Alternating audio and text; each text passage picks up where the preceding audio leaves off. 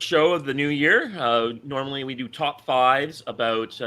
We take a movie or a director or a theme, and we do our top five movies about that particular thing that are not what the franchise or that actor might be known for. And in this case, we keep talking about Christopher Walken and could not come up with our. We could never come up with a movie that we thought we should exclude from his list. So to bring out the new year, we're doing our top 10 Christopher Walken so we can get Christopher Walken out of our systems. Yeah, because it's one that keeps constantly coming up. We're always like, oh, yeah, but that, Christopher. Yeah. So we thought. So for those new to the channel, I'm Dave Marks, the Spy Guy. This is my regular co-host, the Ork. What up, people? I am the smartest, sexiest, and bestest orc on the entire interwebs and the tubes of you. And I can say that because Chris isn't fucking here to have a go at me. Yep. And joining us is our usual co-host, but sometimes can't be here because of work, Comic Book Bob. Or he forgets what bloody day it is. This is a new year, man. I'm not going to take this abuse. You'll take it and you will love it. You son of a bitch, man.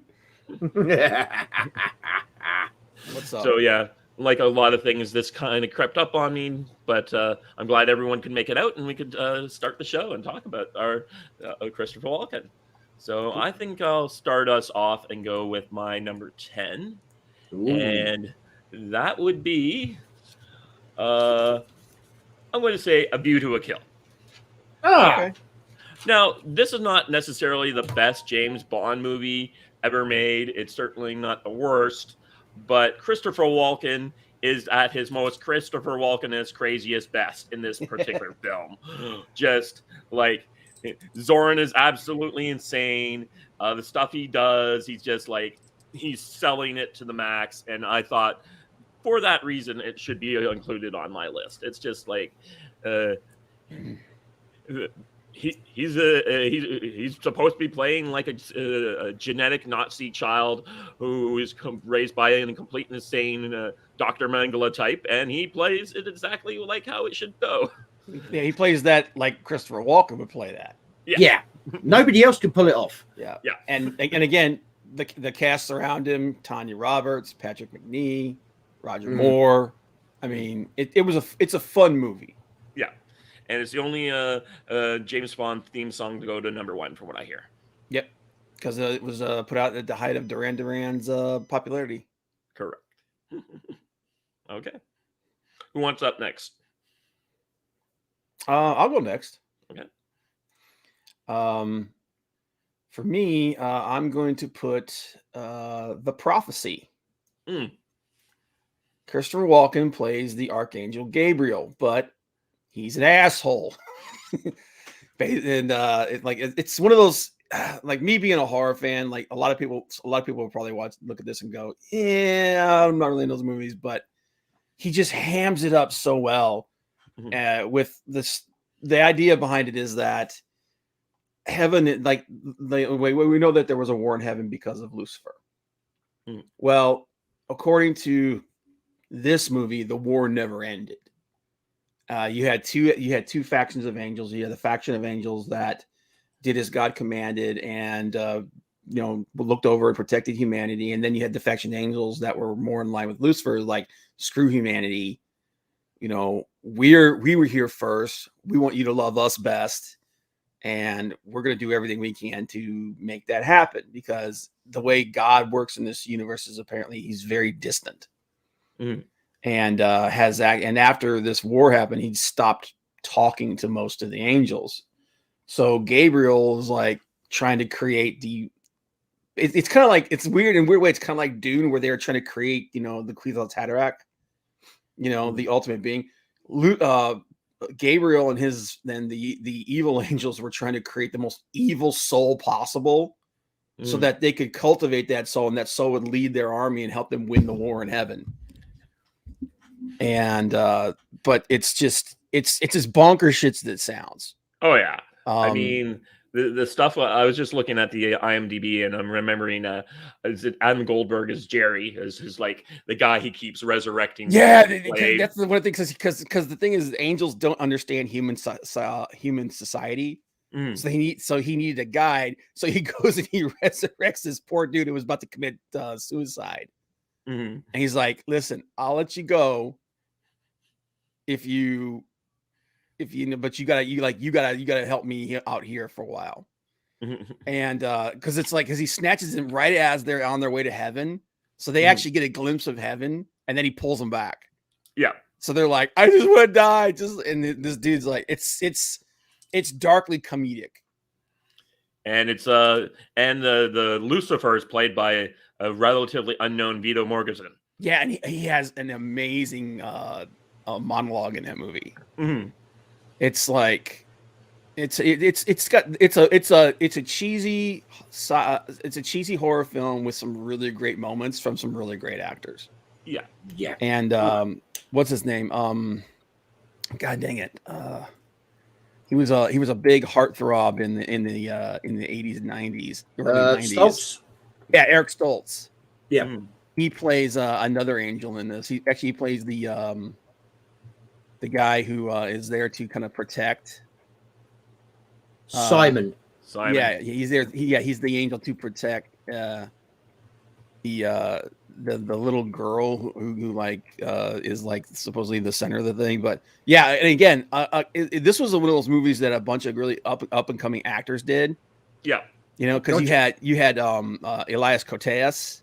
Yep. Was in this as well as the main character Thomas. You had Viggo Mortensen, like you said, and God, I can't remember. Adam Goldberg, Kari Wurr, Adam Goldberg, Amanda Virginia Plummer, Madison, Amanda Plummer. Yeah, it had a great cast. Yeah.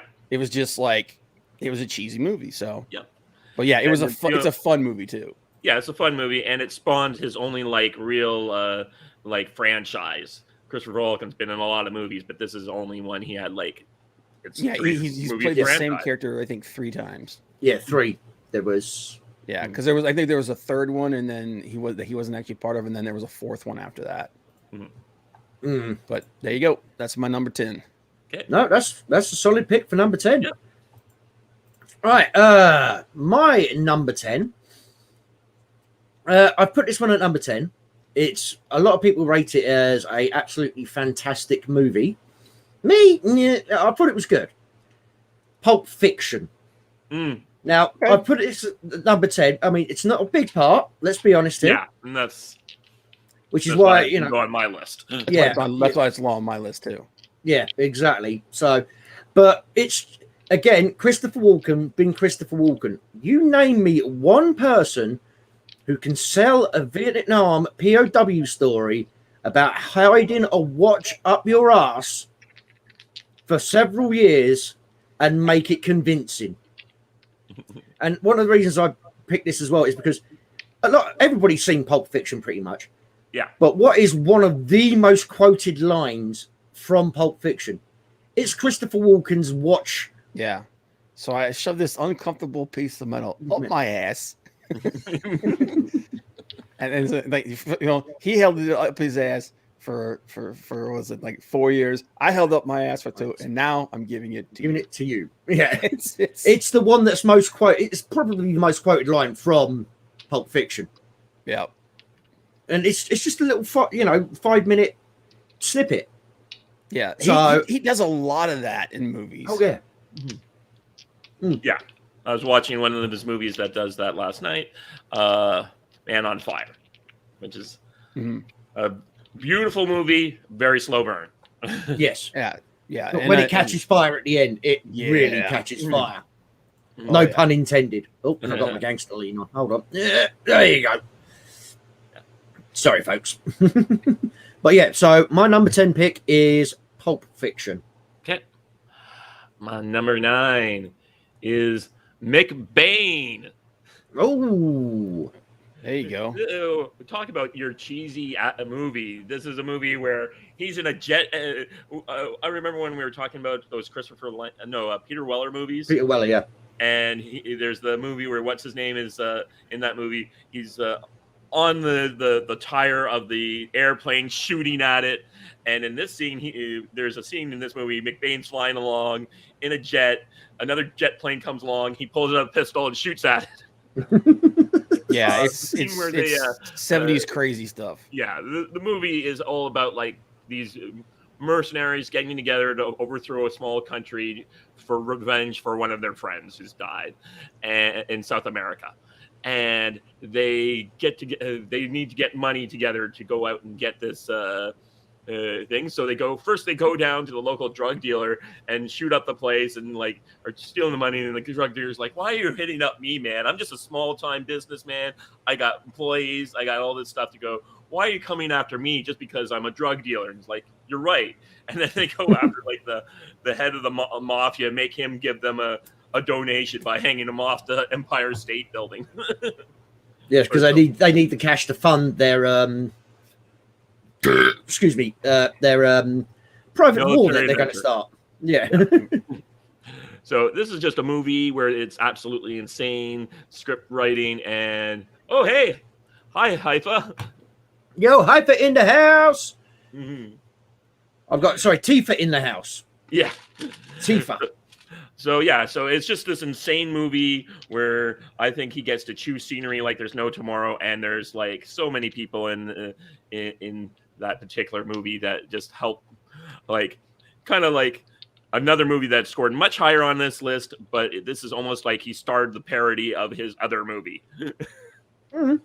Yeah, no, solid picks. Mm-hmm. But then again, let's face it, this is Christopher Walken. Everything we pick, I think, is going to be pretty damn good. Where he's involved, it's going to be good.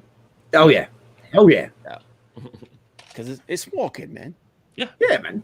Hey, what are you going to do? The guy who made a one-time video on the internet where he's just cooking up a stew or something. Yep. And he just helped me stir the soup. Yep. Yeah, this is a movie that had Michael Ironside in it. There's another guy who we probably should do a list on one day. And yeah, just a bunch of other actors, and Maria Conchita Alonso, who doesn't get nearly as much work as she should. No, she was hot back in the day. Oh yeah. And Steve James I forgot. Steve James. Fuck it. Mm-hmm. Mate, we need to do a show on cheesy action movies. Fucking Steve James in things like American Ninja. Oh, you know what I mean? Dude, we could do an entire friggin' show on Michael Dudikoff. Yep. And David Bischoff. Yep. Mm-hmm. Good God. Oh. Now you're bringing back. I was like, oh yeah, I remember watching those when I was like a kid in high school. Yeah. Don the Dragon Wilson. Don the Dragon Wilson. Yeah. Yeah. I was watching him being interviewed a little while ago because there's this guys talking about they're martial artist guys, and they're talking about bullshit martial arts and all that kind of stuff that happens, like and interviews with these guys, and they're just talking about, like, do you think this guy Steven Seagal is real? Do you think this guy Bloodsport's real? All that stuff. Yeah. It's kind of interesting to watch that kind of stuff. Yeah. Oh, but yeah. So no, Jesus. Like I say, this man has worked with fucking everybody at one stage. Yeah. Yep. You know. Right. Who's anyway? That'll be your number 9. My number 9. My number 9 is going to be Whitley Shriver's Communion. So I don't know if anybody here knows the story of Whitley Shriver. It's one of the most famous alien abduction stories of all time. It's also one of the most consistent alien abduction stories of all time. He's never changed. And unlike a lot of these, the alien abduction stories, his stories never changed. This guy's been through hell, but the movie wasn't great, except for Christopher Walken playing an absolutely crazy Whitley version of Whitley Shriver, the Christopher Walken version of Whitley Shriver. And but this movie, by the way, it predates. I think it predates The Dead Zone. I think so. Yeah. So if you like his performance in The Dead Zone, I think kind of comes from this movie. No, Dead Zone is Dead Zone's 83. 83, yeah. Union's 89. Okay. Well, then then that's the exact opposite. I think he took, because his performance in Dead Zone is kind of similar, but it's more toned down. Mm.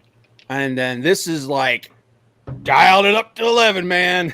Mhm. It's but again, I'm trying to find it. He had some pretty good co-stars with him in this.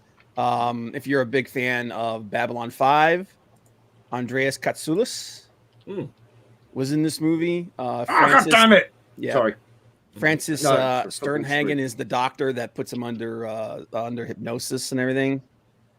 And yeah, it's a weird. This movie has not it's not aged well. Yeah. So if you want to see how weird, creepy pseudo drama worked in the 80s, this is a movie for you, man. But it's worth it. Just go back and just to see Walken's performance. So any movie's worth going to see for Walken's performance. It's not the greatest, but it's him, and it's on my list. No. Good pick. Yeah. All right, my number 9 is King of New York. That's wow, your number low 9? on your list. Yeah. Reason is because all of his gangster movies. I mean, I didn't want to say anything when me and Dave were talking before the stream, but yeah, it feels like it's the same character every single time. Right. So I just because they blur together, I can't really rate it higher in the list. If you get, you know what I'm saying? Because it's kind of like, was that King of New York or was that? Hey, Joe. Hold on, Joe, you're thinking about Christopher Lambert, which is a totally different show we did. Yeah, we done that one, but way back in the day. That was one of our first. There can be only one. Christopher Lambert, who passed on Mortal Kombat 2 to do Beowulf. Yeah. Probably got a good deal on that one. Yeah. But yeah, King of New York. He's a drug kingpin. He's been nicked. He's served his jail time. And he's back. And he's trying to take over again. You know? And he does a pretty damn good job. Yeah. Oh, yeah. He does a good job. And he does play, like I say, he does play it well. But every single freaking gangster movie where he plays a gangster, they just blur together. I can't distinguish between one from the other. Mm-hmm. So I couldn't, in good conscience. Oh, hold on. What the hell's going on now? Oh, bloody yeah. Sorry, no, folks. I've got football playing as well, so I am multitasking. Happening. Yeah. What you're saying is like there will be one goal for the entire game. I mean, it's football. No. They've scored again. It's 3-1, but it looks like all the fucking lights in the stadium have gone out. Oh, here's the thing that's great about King of New York too. Is again, we always talk about the cast that's around him. Yeah, dude, this thing was a freaking who's who, man, of the time. Oh yeah, it was David Caruso, Lawrence Fishburne, Wesley Snipes, Giancarlo Esposito, Steve Buscemi. Yeah, I mean, come on, man. I mean, no, it's Vanessa fucking Angel. Yeah. Oh.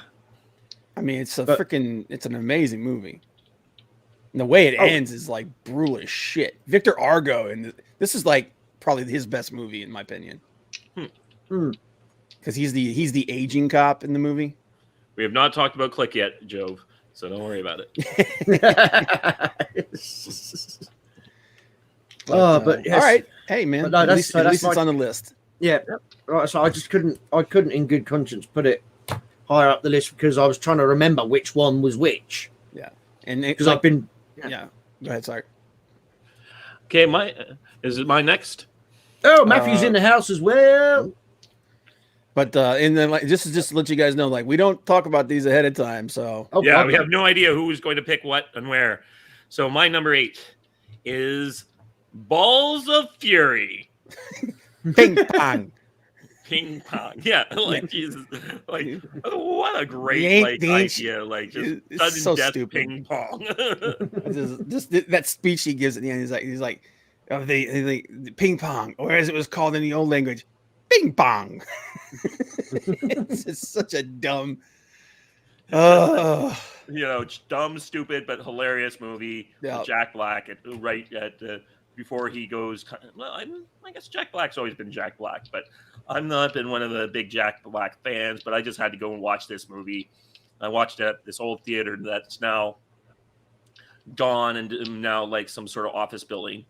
But yeah, I just went with the right friend, saw this thing, and Jack Black is this like ping pong tournament champion who of course gets washed up and then has to join this like Mortal Kombat like ping pong tournament. Yeah, dude, it's and again, there's a really awesome cast around him. He had George Lopez, he had Maggie Q, he had James Hong, who's in every Asian movie about any place Asia. Yeah. Terry Crews is in that movie. What was that guy's name from Reno 911? He plays the weird German dude he fights at the end. Oh, you are the greatest athlete I have seen, other than myself, in the nude. It's just this weird movie. It is a weird, fun little movie, and it's just sort of like you get all these other Chris Walken like. This is him understanding exactly what he's supposed to be doing here and hamming it up to the proper respects. And like, he knows this movie's not serious. What they are, and just do it. And here we get to see a great example of that. And he's playing a villain, and he's playing a spoof of all his other villains. And they basically said to him, "Do what you do, but stick your tongue firmly in your fucking cheek, and just fucking have fun." Right. But yeah, actually, it wasn't the guy. The main character wasn't. It wasn't Jack Black. It was Dan Fogler. Right. But cool. All right. I ain't mad at it. I ain't gonna diss that one. Yeah. My number 3. Dude, I'll watch anything with Walken in it, man. Your number 3. I'll watch. Yeah. But he does it in reverse order. So. Oh yeah, he does kind of. Oh yeah, it's okay. My number 8. My number 8 is A View to a Kill. It's not the greatest Bond movie, but it is a Bond movie. So most Bond movies are actually pretty damn good. This one, he also, like I said, I talked about the cast in there. He had an equally cheesy and weird person across from him in what's her name? Midnight there. Yeah. Oh God, Grace. Yes. Grace Jones. Grace Jones. Yes. An equally weird person. Okay. Yeah. So the two of them together in this film actually, like I said, it's not the best Bond film, but this was kind of atypical of most of the Roger Moore films. They were really weird. They were really tongue in cheek. They went really far, afield far from the typical Bond fare. Yeah. So, and that's why you had two different kinds of Bond fans after this. You had the Sean Connery Bond fans who liked it more slick and suave, straight laced, should we say? Yeah, a little more straight laced. And then you had this just the balls to the wall crazy freaking Roger Moore fans. So, but Walken, View to a Kill. And again, it's not a film that's aged very well. Yeah, especially Roger Moore doesn't look very. It's kind of he's like in his late 60s, maybe, or early 60s, prancing around with 20-year-olds. There is that one thing they say the reason why they bring Patrick McNee into the movie is to make Roger Moore look better in comparison. Yeah, I think more. Here's the thing about Roger Moore. Roger Moore aged badly until he hit like his 50s, and then he started aging really good. Yeah, but from like so like when he I think he's in his 50s in this movie. But he looks all of that 50. He looks like he has had a life as an international fucking alcoholic spy. Yeah. Do you know what I mean? He looks like he's been through the ringer. Yeah. But that's my number 8. Yeah. Nice. Right. My number 8, Mcbain. Again, that scene, the scene with the plane just says it all. Right. right? This is just batshit. This is a word we're going to use with Christopher Walken a lot. Right. Yeah, batshit. I mean, I've got a couple of honorable mentions which we'll bring up later on in the thing, Yeah. but no, I mean, for every reason that's already been stated, this is just. I'm trying to think how. I mean, the action's a bit, the action's cheese. Everything about this movie is cheese, but it works. I think that's another phrase we're going to use quite a lot with Christopher Walken is it's cheese, but it works. Yeah. He makes it work. Yeah. So, I mean, we can't really say too much more about Mcbain. And like we said, folks, we do not talk about these lists beforehand. No.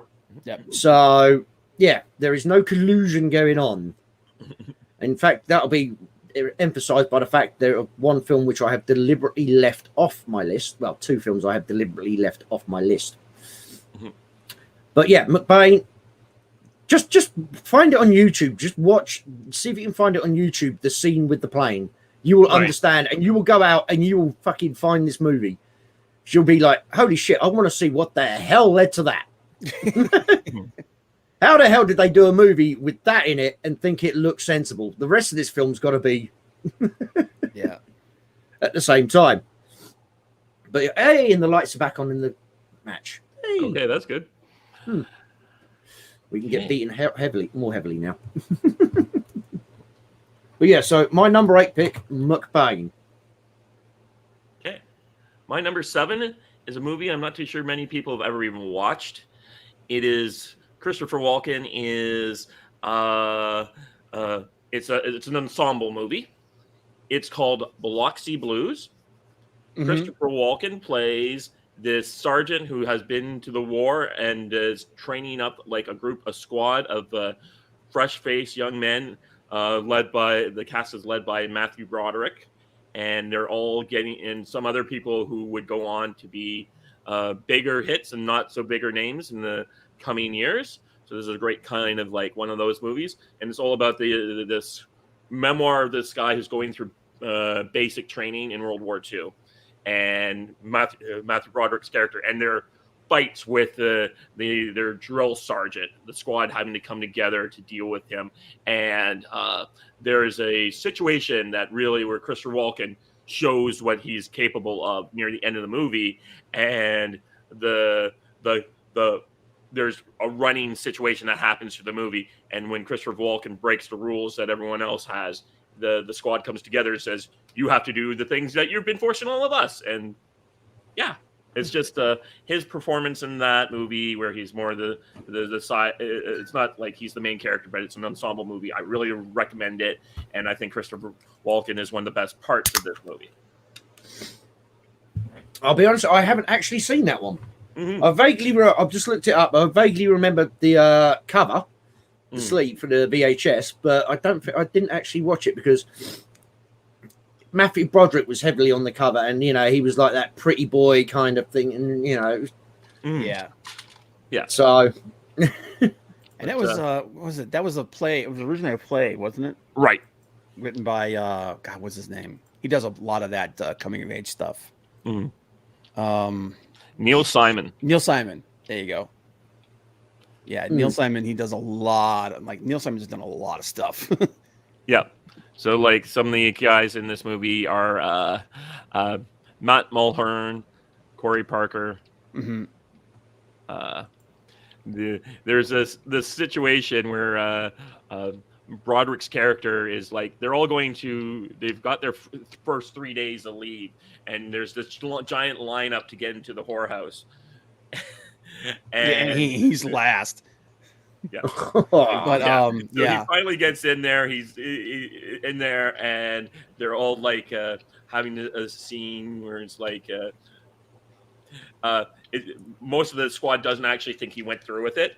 And at the end, he's like fessing up to one of his buddies, and he says something to the fact like, "I did lie about that girl. I had to pay her for the second time." But Neil Simon did he did one of my favorite movies called Murder by Death with Peter Falk. Yeah. But yeah, good pick, man. Yeah, solid. Cool. All right. My number 7. True Romance. Mm-hmm. Again, it's a movie he's not in a lot, but he has, hands down, him and Dennis Hopper have hands down the best scene in the entire freaking movie. It's where Dennis Hopper is playing what's his name? Christian Dennis Hopper is played Clifford Worley. Yeah. Christian's dad. Christian, yeah, he's playing Christian. I want to say I keep want to say Christian Bale, but it's not. No, it's Christian Slater. Christian Slater. He plays Christian Slater's dad, and Walken plays the mafia guy who's looking for Christian, and he's torturing his dad. So then he comes in, he sits down, and he's doing the typical, like, the mob boss thing where he buttoned his coat up. He sits down and goes, I don't really want to do this, that kind of thing. He's like, he starts talking about how he's Sicilian and now they're this amazing, this like almost like a master race, the way he talks about them. And then Dennis Hopper starts telling this story about how the reason why all the Sicilians have dark skin and dark hair is because when the Moors conquered the country and came in and changed the genome. He didn't use those words. He uses some words that you can't say anymore. You can't say nowadays, yeah. Yeah. But he's like, and they came in and they did a lot of fucking and just slowly but surely, as like Christopher Walken's character is playing this character, like he's trying to act like he's amused by this, but you can just slowly see this boiling going on underneath the skin. Because that's the whole point. Hopper's trying to get him. Yep. Enraged. Get him enraged, yeah, so that he would focus on him instead. But it's an awesome movie. God, yeah, man, that scene. The cast of this movie, like, oh my god. Oh, it's crazy, dude. Patricia Arquette, Dennis Hopper, Val Kilmer, Gary Oldman, Brad Pitt, Christopher Walken, Bronson freaking Pinchot, man. Yeah. Samuel L. Michael Rappaport, Saul Rubinek. Yeah, James Gandolfini. Chris Penn when he was still halfway decent. Yeah. What's his name? Victor Argo was in this again too. Sizemore. Tom Sizemore. Yep. Jesus. Oh yeah, dude. This had a freaking, talk about ensemble cast. This had a freaking cast. And this is have we done Gary Oldman? We have not done Gary Oldman. We have not done Gary Oldman. No. This is going to be another. If we do Gary Oldman, this is going to be on my pick for Gary Oldman because Gary Oldman is one of those guys that transforms himself. Oh yeah. He's fantastic. He completely transforms himself in this as the pimp / drug dealer.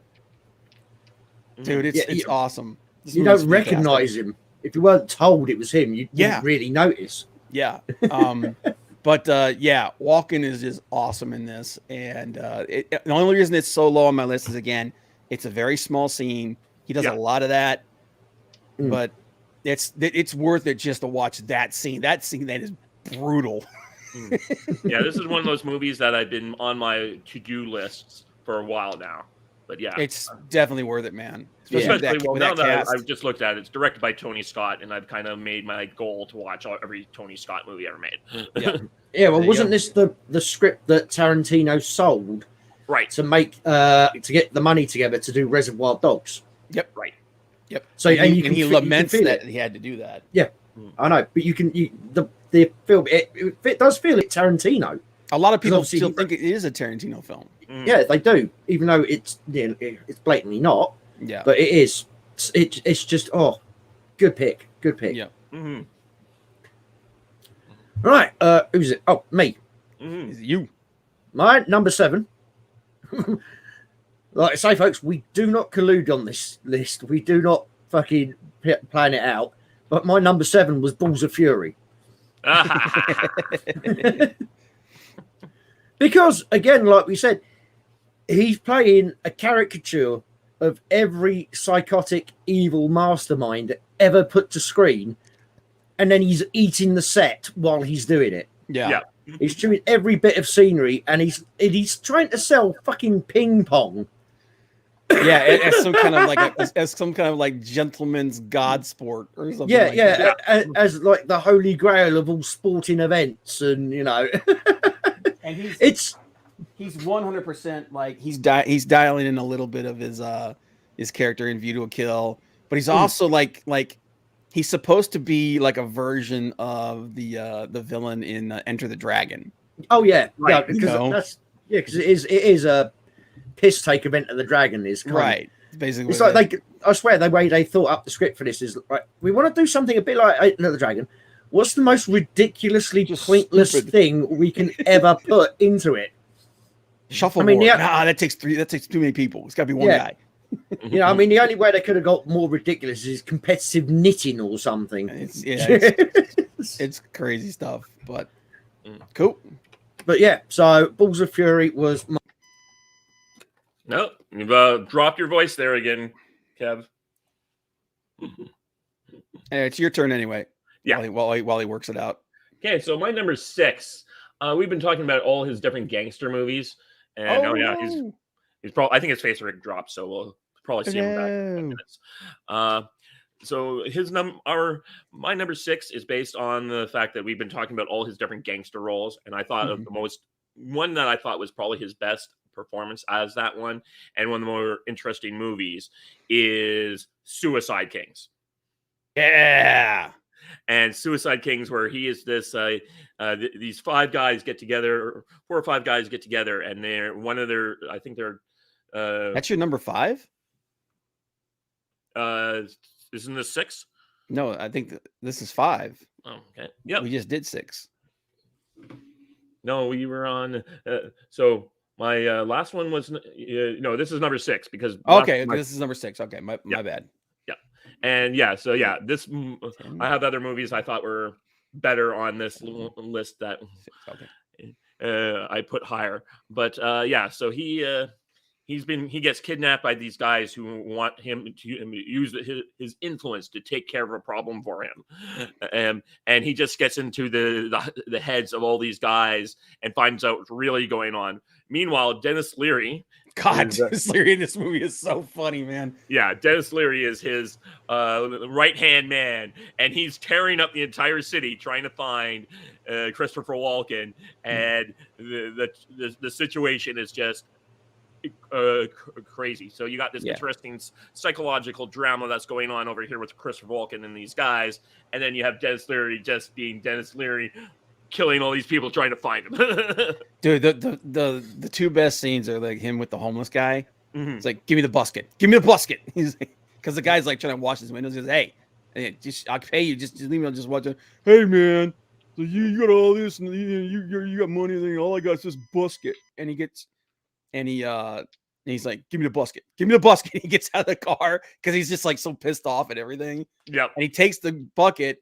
And he gives the guy like $100 or something like that. And then the dude tries to he's like, can I polish your car? He's like, gotcha. He gets out of the car. He's like, gotcha. He's like gonna beat the shit out of the dude.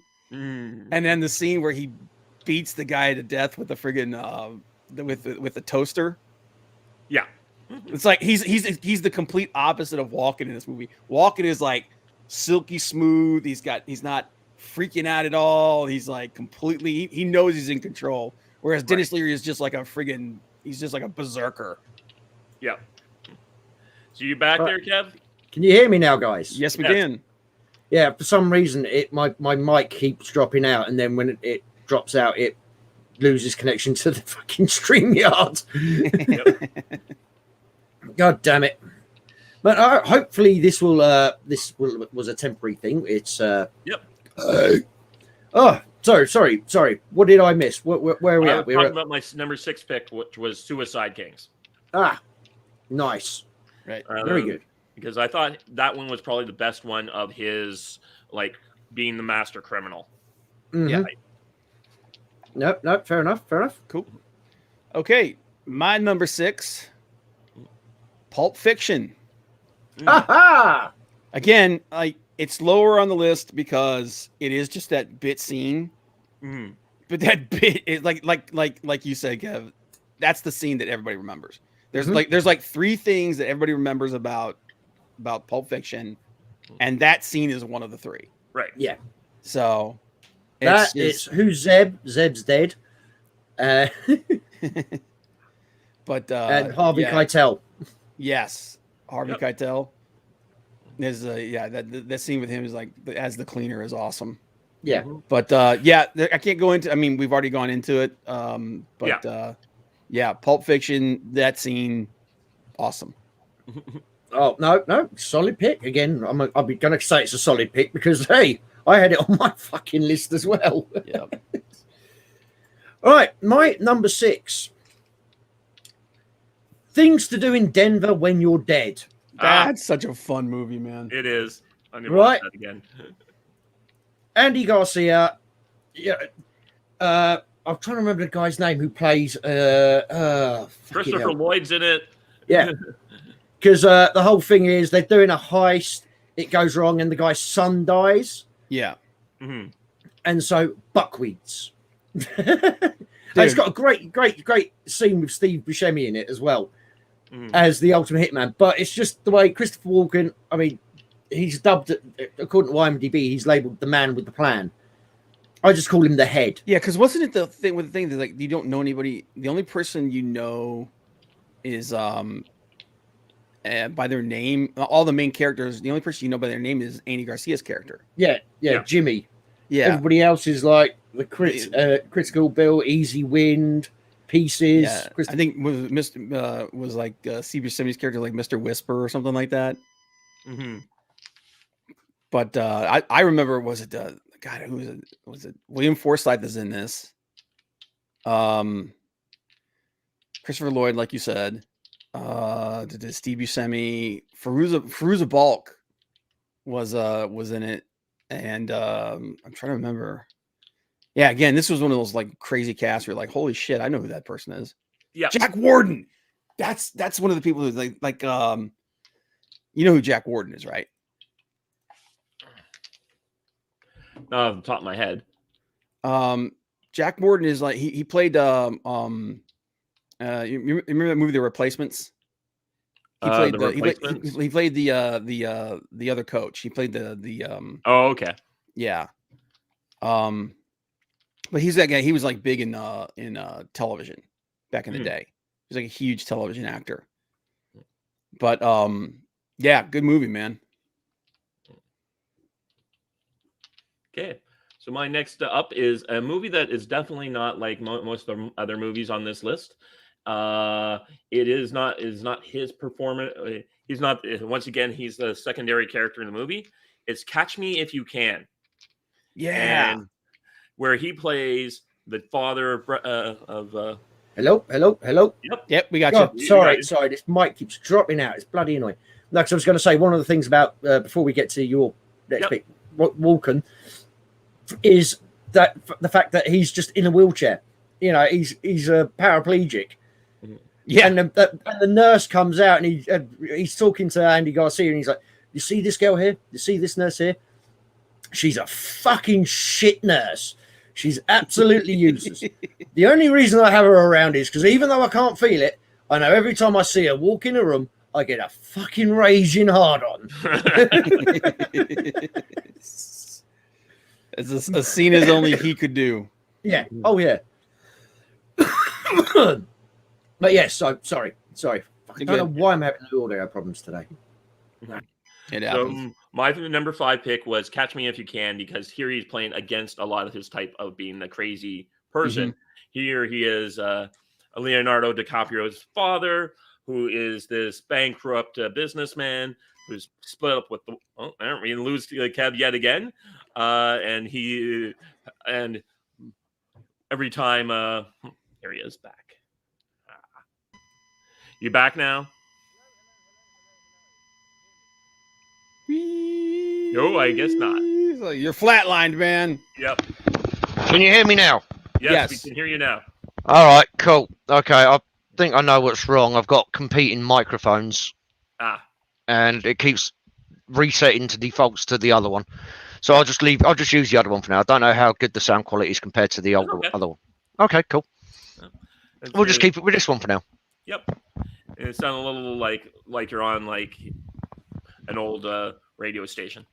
Yeah, I thought it would, but this is a Bluetooth headset with built-in mic, and it keeps trying to convert to this mic, which is slightly annoying. Yeah, you need to play some like radio music around here. Like, dun, dun, dun, dun, dun, dun. Yeah. Today on KBYZ.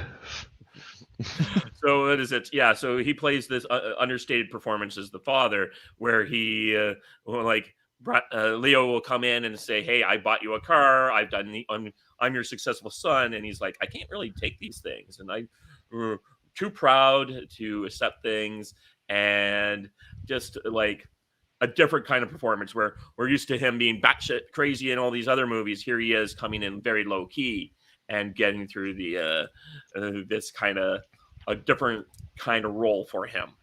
And I thought he did. He's kind of like the stand in a movie where he's chewing scenery against Leonardo DiCaprio and Tom Hanks. He's kind of the third fiddle in this one, and he comes out and gives a different type of performance. And I mean the movie's great too. I mean all the other stuff that happens in it, but I really, in much the way that you guys keep talking about Pulp Fiction, this is kind of my alternative to Pulp Fiction of Catch Me If You Can. Yep. Mm-hmm. Guys, I apologize. I got a little bit of a family emergency. I got to take off. Okay. Okay, right. Dude. All right. You want me to give my last 5 real quick? You do your last 5 quickly. Okay. Number 5, Dead Zone. Number 4, Batman Returns. Number 3, Suicide Kings. Number 2, King of New York. And number 1, The Deer Hunter. Excellent. All right. Nice. See you guys later. Yeah. See you later, dude. But yeah, right. So he's gone. Oh, we'll get to my number 5. Right. A View to a Kill. Like we've all said, it's not the best James Bond movie, and fucking hell, it's 4-1. It's not the best James Bond movie, but it's one you can keep going back to and watching for his performance. Mm-hmm. I feel that he actually overshadowed James Bond in a James Bond movie because of just the performance he gives. Yep. As this complete nutcase megalomaniac. And you don't go back and watch A View to a Kill for Roger Moore. No. You go back and watch it for Christopher Walken. So that's why that is at number 5 on my list. Okay. My number 4 pick is Batman Returns, much as it was for Comic Book Bob's pick. Here we were talking about this movie a lot in the last in our Christmas movie review. But yeah, I think he's coming in here. He's making a new character. Matt Zorn, I don't think shows up in the comic books until after him. But he's the most memorable villain here. He's up against Catwoman, played by Michelle Pfeiffer at her maximum hotness. And Danny DeVito just at his standard level of creepiness as the Penguin. And here he's the mastermind, criminal mastermind, with a brand new character. He's not playing someone who has a lot of comic book history behind him. And he's deadly and insane and crazy, and does like he's still doing him maybe channeling his inner Zoran, but there is one thing where we see he's kind of completely sociopathic, but except his son, he does object when stuff happens to his son. We actually see there, and just all the other stuff that happens in this movie. Batman Returns is in some ways, I think, a lot better than even Batman, and if we only had what's his name come back to make a third to finish if Keaton and the director had come back to make a third movie, I think we would have had an outstanding weird Gotham trope. Burton. Yeah, Tim Burton. Yep. Yeah. No. I fully agree with you on that one. My number 4. Oh, AMXF in the house. Yep. Hey, I actually watched one of your videos. I watched your spoiler review of Spider-Man there, AXF. That was a very mean review you gave that movie. I haven't had a chance to check it out. So well, you've seen the movie though, right? No, I haven't had a chance. Oh, wow. Okay. Well, then don't watch AMXF's review because he does Don't. really spoil that movie. Don't. I've had it spoilt for me by so many people. Trying not to, and it's like, have you seen that? No. Oh well, let me tell you about this bit here. Tell you all about this movie that I know you haven't. That I said I haven't seen yet. But yes, right. My number 4 pick. Last Man Standing. Christopher Walken is going up against Bruce Willis. I mean, if you want two power couple, I want a power couple there. Bruce Willis and Christopher Walken. It's proper. It's set during the probate era. I don't think they specify an exact date, but it's set during Prohibition, and it's a Western. If you think about it. Dude, it's a remake of a Western. It's a remake of Jimbo, which is it's the remake of freaking For a Few Dollars. Yeah, and Christopher Walken in this. The first half of the movie, he's not even there. Right. But all you get is everybody going, "Oh, dude, you wait till Hickey gets here. You wait till Hickey had to go New York or wherever he is. Wait till he gets back. You're causing trouble. You're gonna be in shit when Hickey gets back." And so they're building up, and then, ta-da! In walks Christopher Walken, and it seems like his massive superpower in this movie is he's completely psychotic. Like when they're talking about how good Bruce Willis is, and he just grabs a Tommy gun and just empties the thing all over the room, just shooting everything. Not just blowing out all the windows, the lights, and all the rest. He's like, "Can he do that? Is he this good?" And you think to, dude, you just went mental with a machine gun. That's not, you know what I mean? But again, he sells it. He's not in it for half the bloody movie, and yet when he shows up, you do actually go, "Oh, fuck." I mean, this was again. I mean, you had Bruce Dern in this, William Sanderson, Christopher Walken, Patrick Kelly was in it. It was again a good cast. Oh yeah. And I don't know why this didn't do as well as, it could have done, because it was a Bruce Willis movie. And this was the 90s. That time when Bruce Willis is starting to drop off. And also, it was just, I think it came out at a good bad time for a movie. Like one of those movies that kind of got dropped into the schedule at a bad time. Yeah, I suppose. Yeah. But, yeah, so that was my number 4 pick. Oh. Okay.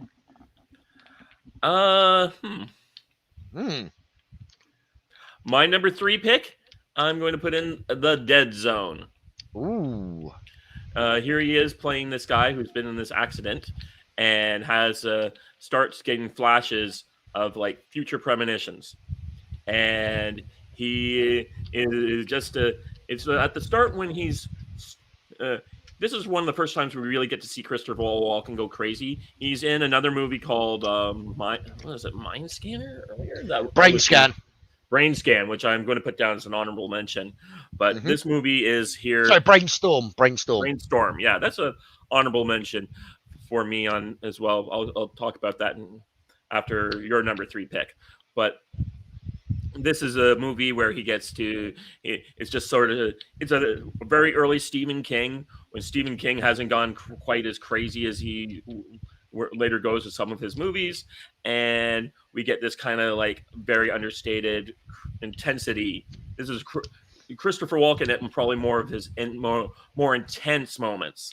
Before he went and became batshit insane, he used to be like known for credible intenseness, and here he is showing that what she was known for.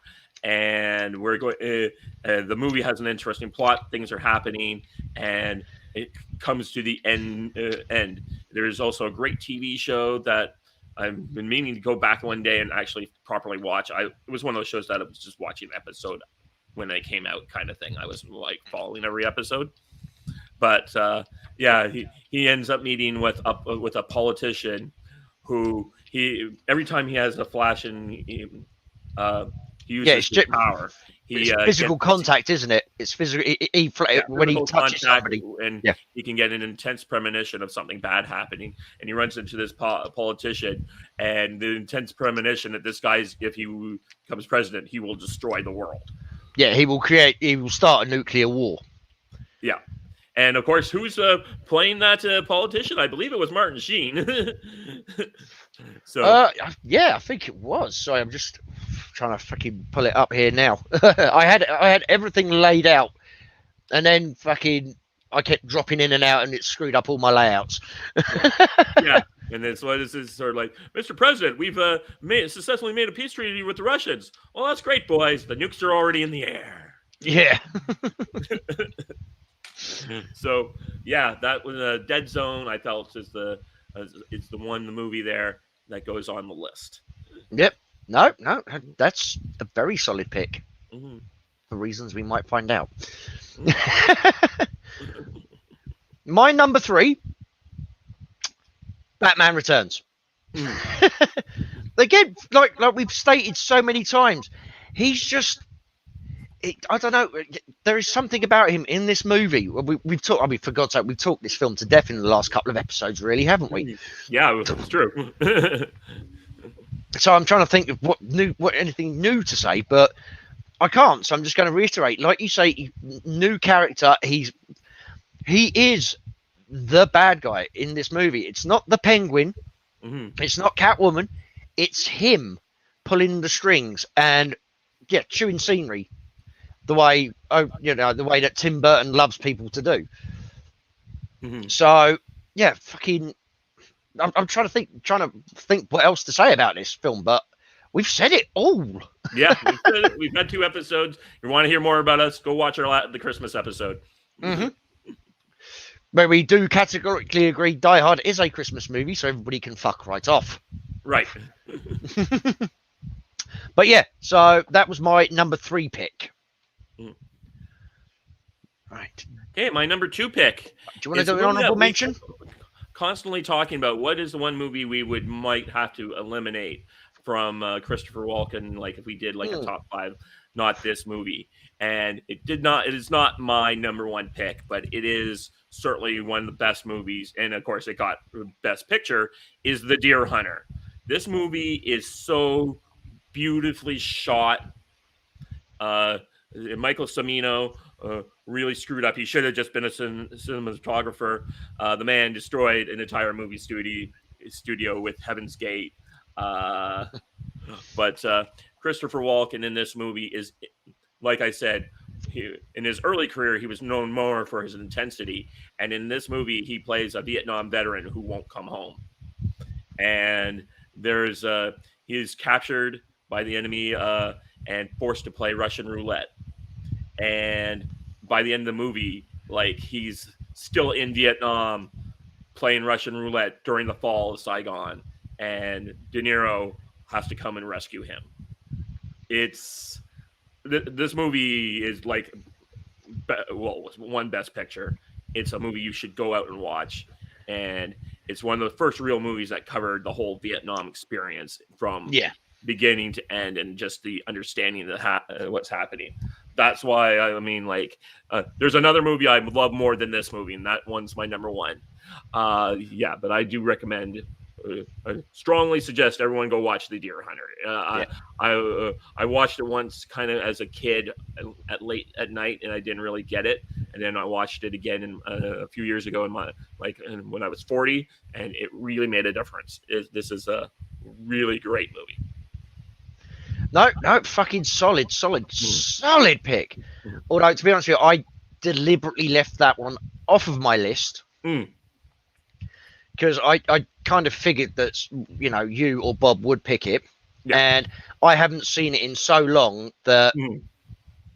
And like I say, I haven't had a chance to... That's why a few of these other movies, like I was tempted to have King of New York on here very late in the game, and I was like, you know what, I just haven't seen this movie in such a while to remember it. Yeah. And like I say, that's why King of New York, for example, is so low on the list, is because his gangster kind of movies kind of blur together. Yeah. So I had to, be perfectly honest and say, look, I haven't seen Deer Hunter in ages. I can't legitimately put it on my list. But my number 2 pick is Sleepy Hollow. I'm glad someone talked about it. It's a movie I've watched maybe the first half hour and kind of turned off. Now, again, this is Tim Burton. And he is the thing with this one is he has to sell everything. He doesn't have one line of dialogue in the whole movie. So he has to sell the whole thing just through his expressions. And he's playing. You've got Christopher Walken. He's playing the Headless Horseman. So it's. I mean, it's a batshit crazy film anyway. It's really weird, but it's just his performance when you do see him, with the filed down teeth, it just works so well. And because he can bring such an intensity with him, just from his face, his gravitas, he fucking sells that as this terrifying otherworldly apparition. He really, really sells it to me. And like I say, yeah, been Tim Burton again. I believe it was Tim Burton, wasn't it? Oh yeah, that was Tim Burton. Yeah. So it brings the no, Matthew, it is not Christopher without makeup. They gelled his hair for that, But yeah, it's just a great. Haven't seen it. I haven't seen it. I've not seen Mousetrap. Sorry, guys. Any film called Mousetrap just makes me think of a board game, and yeah, I'm out. Automatically think kids movie. It's just I haven't seen it. But Sleepy Hollow, my number 2 pick. Just one of those memorable roles where he doesn't, like I say, he doesn't even have dialogue. He just sells it all simply through his expression and going, "Ha!" I think that's the limit of his dialogue. So that is my number 2 pick. Right. Oh, honourable mentions. A couple of honourable mentions. One is, of course, Fatboy Slim's Weapon of Choice music video. Okay, yep, I know. Because he was actually a classically trained dancer before he got into the acting full time. And, that's just, it's just a fun music video. So, you want to see Christopher Walken just having fun for 4 or 5 minutes. Just watch that video because you can just tell he's loving doing it. And obviously, The Deer Hunter would be an honourable mention because I know it's a great movie, but I haven't seen it in so long I couldn't legitimately put it on my list. So there you go. And Prophecy, again, I haven't seen that in years, so I felt I couldn't put it on. Yep. But there you go. A couple of honourable mentions for me. Brainstorm, which is a movie that's I really recommend watching this movie. It was used I didn't until recently know that this movie used a brand new type of film technology. It was the first to use it, and one of those ones that kind of came along, wasn't used much afterward, but was made almost specifically for this movie, so it has a higher gain in the special effects. But basically, it's about these guys scientists who discover they can record memories and play them into other people's heads. And one person ends up the final there's a situation happen, but one person's dying and she records her all her memories as she dies, and the final sequence is Christopher Walken is downloading her memories of what happens when she dies. And it is probably one of the biggest mind freakouts since 2001, and probably has not been matched since Inception. Fair enough. That movie is a great movie to watch. Another one I haven't seen myself, but I think when I was like scrolling through and I saw it and it was like, oh yeah, he is in Blast from the Past, which is a Brendan Fraser movie about these people. They think the Cuban Missile Crisis is happening. Christopher Walken plays a scientist, and he locks himself, his wife, and his infant-born son in in a nuclear bunker and then breaks them out like 30 years later. His son is now played by Brendan Fraser, and he's having to go out in the world, and he's meet Alicia Silverstone. And I haven't, like I said, I haven't seen it, but it's definitely been a movie that I've been meaning to watch forever. And he plays an insane scientist. So yeah, again, I mean, I haven't seen that since it came out, I don't think. I remember everyone said this is a great heartfelt movie, better than Encino Man, and I'm like, yeah, hopefully, because Encino Man was.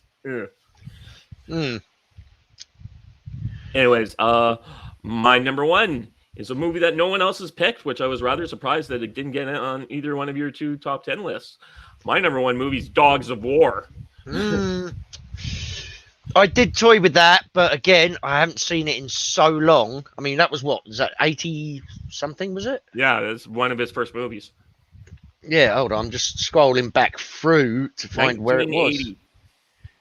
Jesus, yeah. See, I haven't seen that in so long that, again, I just felt like I couldn't legitimately put it on. Yeah, no, this is a movie you watch every couple of years.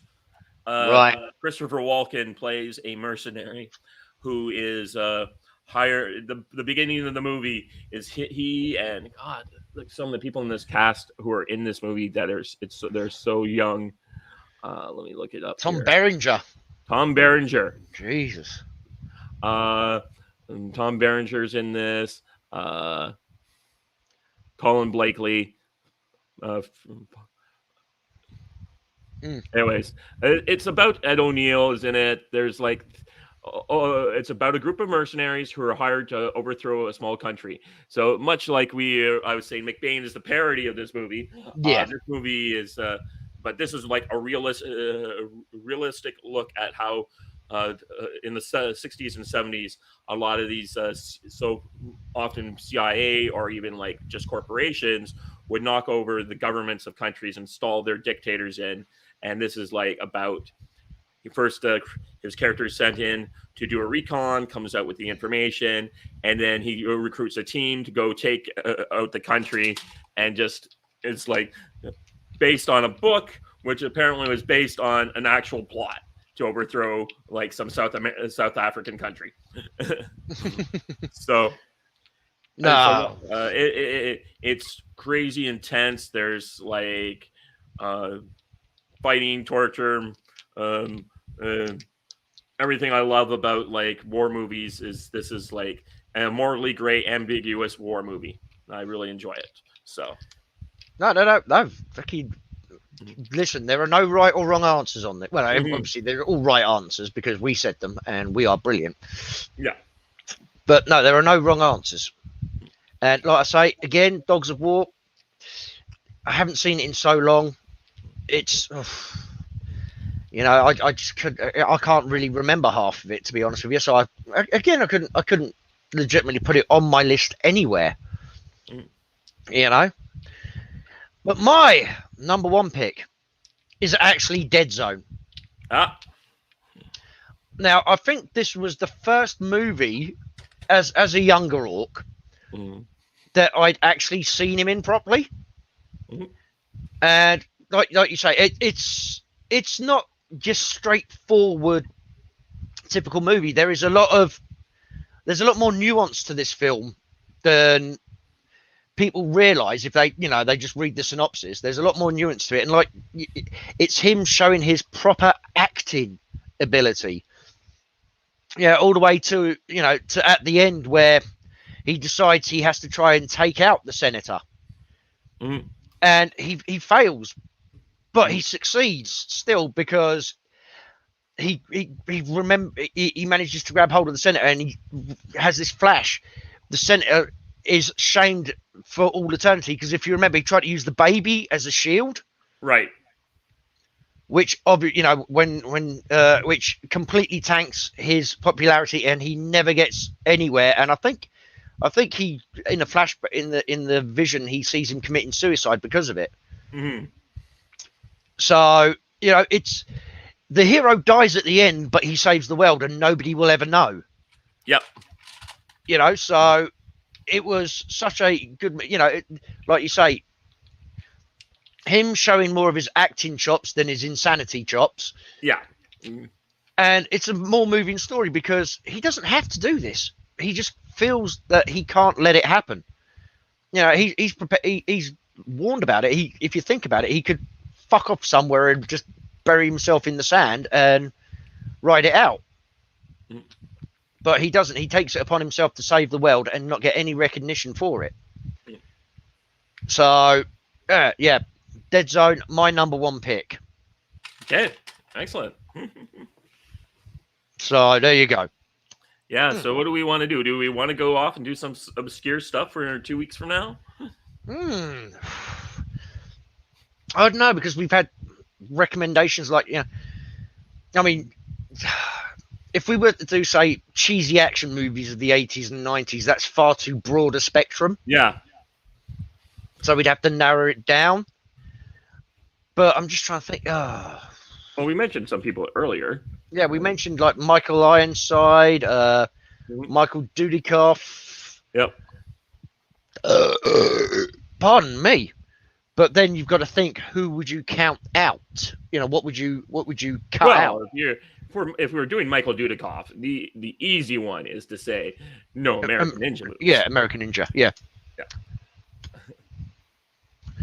Including he was in, what was he? He was 1, 2, and 4. Yeah. I'm just looking here to make sure he has enough of a resume for us to, if we eliminate that, is there enough other things he's doing? So I'm just looking him up as well. He's still working. Oh, yeah. It's just like... I'll be honest, I haven't seen tons of his movies. Yeah, that's one of those things is sort of like, it sounds great, and then you're like, oh, yeah, the movies we're going to I've actually seen are the movies we're going to eliminate. Yeah. Oh shit, he was in Air America apparently. Yeah, uncredited general. Yeah. Oh, how about Michael Ironside? Let's have a quick look Michael at Ironside is a pretty good guy to do. I have a lot of movies that I would love to review of his, and I'm just thinking the movie possibly to eliminate would be Scanners. Yeah. Yeah, so I'm just looking through, and yeah, I think you do. Yeah, I think we'll do Michael Ironside. Yep. Because that'll be fun. That gives us a chance to go back. Because I mean, he's had a long career. I mean, and he does TV shows and movies. So it's but we would just be talking about his movies. But I mean, like, I'm just double checking here to see if anything here we'd want to eliminate. Oh, there is a couple. Yeah, Scanners is one. Of course, I mean, like, we could always just hit his biggest movie, which is, of course, Total Recall. Oh, which one do you go? Which one do you? I'm going to say, why don't we eliminate Total Recall, because that's the one everyone knows. Okay. Yeah. Okay. Well, I think we both agree on one that's going to be on our 5 then. Yep. Yeah, I've seen him in a lot of stuff. There are movies that I know I'm going to put him in, and I'm not too sure anyone's ever seen those movies. But he's just one of those actors who's willing to work for a paycheck. I remember, I heard this great story about him. Apparently, he is on the set of Total Recall. Before he became a movie theater, he used to be a roofer. And at one point in the movie, he's sitting next to Arnold, the director of the movie, and he says, "Oh my God, I realize I'm so out of shape, I can never go on a roof again." And the guy said, the director's like, "Michael, you're starring against Arnold Schwarzenegger in an $80 million movie, one of the biggest movies in the world. It's going to be next year. You're never going to have to go on a roof again." Like, what's the matter with you, man? No, but I like that. That's grounded, that is. Yeah, it is. Yeah, that is grounded.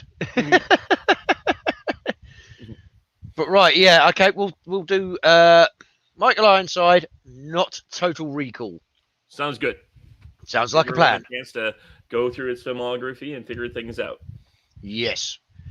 Okay, well, I want to thank all our people who showed up today and hung out with us on this brand new year. So thanks to AMXF, Matthew Coburn, Haifa, Tifa. You got to get it right, Tifa. Yep.